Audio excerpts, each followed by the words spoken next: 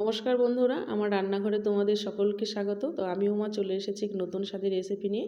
আজ আমি তোমাদের করে দেখাবো ফুলকপির নিরামিষ রেসিপি, অর্থাৎ ফুলকপির মুড়িঘণ্ট।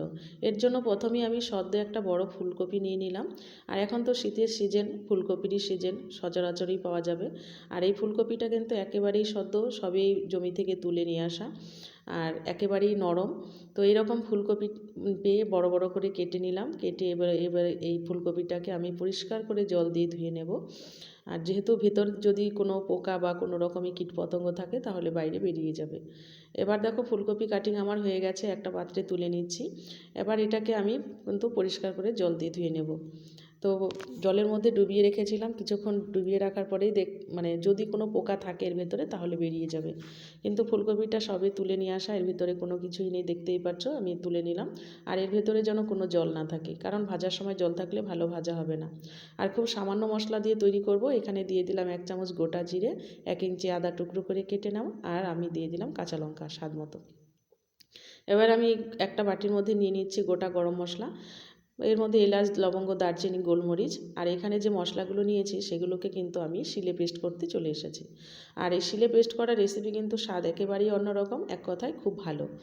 মিক্সিং জারে যদিও মশলা পেস্ট ভালো হয়, কিন্তু শিলের পেস্টের মশলা রেসিপিটা খেতে একেবারেই টেস্টি বা স্বাদ একটু আলাদাই হয়।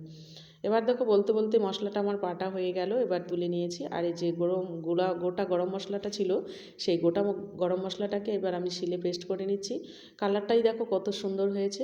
যদিও পেস্ট করতে শিলে একটু কষ্ট হয়, কিন্তু খেতে বসলে কিন্তু সেই কষ্টটা আর মনেই থাকে না, কারণ খেতে বেশ ভালো লাগে।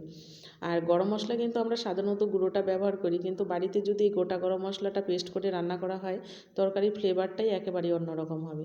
দেখো কত সামান্য মশলা। এই সামান্য মশলা দিয়ে রেসিপিটা একবার করে দেখো, তোমাদের সকলের কাছে অনুরোধ রইল। তবেই বুঝতে পারবে রেসিপিটা কতটা সাধারণ আর খেতে কতটাই টেস্টি। এর জন্য দেখো প্রথমে আমি নিয়ে নিয়েছি 1 বাটি চিড়ে, যে চিড়েটা আমরা সাধারণত পোলাও রান্না করে খাই। একটু মোটা ধরনের চিড়েটাকে ভালো করে সাদা তেল দিয়ে একটু ভালো করে ভেজে নিচ্ছি। চিড়েটা ভাজা হয়ে গেলে কালারটাও চেঞ্জ হয়ে যাবে আর একটু ফুলে উঠবে। আর মুড়ির মতো মুচমুচে হলেই চিড়েটাকে নামিয়ে দিতে হবে। তো চিড়েটা আমার ভাজা হয়ে গেছে, এবার আমি চিড়েটাকে তুলে দেব। তুলে দেওয়ার পরেই দেখো উল্টে পাল্টে চিড়েটাকে তুলে দিলাম। এবার তুলে দেওয়ার পরে কড়াইটার মধ্যে আমি আবার সর্ষের তেল দিয়ে কেটে রাখা ফুলকপির টুকরোগুলোকে একটু ভালো করে ভেজে নেব। খুব তাড়াতাড়ি ভেজে নেওয়ার জন্য আমি এর উপরে একটু নুন দিয়ে দিলাম, আর দিয়ে দিব সামান্য একটু হলুদ। তাই কালারটাও ভালো আসবে। আর সর্ষের তেলের ভাজা কিন্তু কালার এমনিতেই ভালো হয়। আর একটু হলুদ দিয়ে দিলাম, দেখতেই পারবে যে কালারটা কতটা সুন্দর। এবার দেখো ভাজা হয়ে গেছে ফুলকপিটা লো ফ্লেমেই ভেজে নিচ্ছি। খুব সুন্দর ভাজা হয়ে গেছে। ভাজা ভালো হলে তো রেসিপি এমনিই ভালো হয়, কারণ কষানো ভালো হলে সবজি টেস্ট এমনিতেই বাড়ে। তো ফুলকপিটা তুলে নিলাম। এবার এর মধ্যে আমি সামান্য একটু সর্ষের তেল দিব, কারণ রেসিপিটা নিরামিষ বলে সর্ষের তেল দিয়ে করছি। এর উপরে দেখো আমি দিয়ে দিলাম গোটা শুকনো লঙ্কা, তেজপাতা, আর দিয়ে দেবো সামান্য কয়েকটা গোটা জিরে দেওয়ার পরে এবার পেস্ট যে করে রেখেছিলাম মশলাটা দেওয়ার পরেই আমি নেড়ে চেড়ে নিচ্ছি। আর এখানে দিয়ে দিলাম আমি 1/2 চামচেরও কম চিনি দিলে কি হয়, রেসিপির কালার কিন্তু সুন্দর হয়। যেহেতু কাঁচা লঙ্কা দিয়ে করছি, কালারটা আসার জন্য আমি একটু কয়েক দানা চিনি দিয়ে দিলাম। এবার মশলাটা ভাজা ভাজা হয়ে গেছে, তার উপরে দিয়ে দিলাম ভেজে রাখা চিড়ে, আর দিয়ে দিলাম ভেজে রাখা ফুলকপি। এবার মশলার সঙ্গে ফুলকপি আর চিড়েটা মশলার সঙ্গে ভালো করে কষিয়ে নিয়ে এবার দিয়ে দিব আর একটু নুন, যেহেতু আগে থেকে ফুলকপিটাকে নুন দিয়ে ভেজে নিয়েছিলাম। এবার ভালো করে মশলার সঙ্গে দিয়ে ভালো করে ভেজে নিয়ে এর মধ্যে পরিমাণ মতো জল দিয়ে দিব, ফুলকপিটা সেদ্ধ হওয়ার জন্য।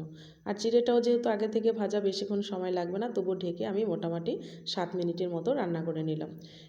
দেখে বোঝাই যাচ্ছে ফুলকপিটা নরম হয়ে গেছে, এবার চিড়েটাও বেশ সুন্দর হয়ে গেছে।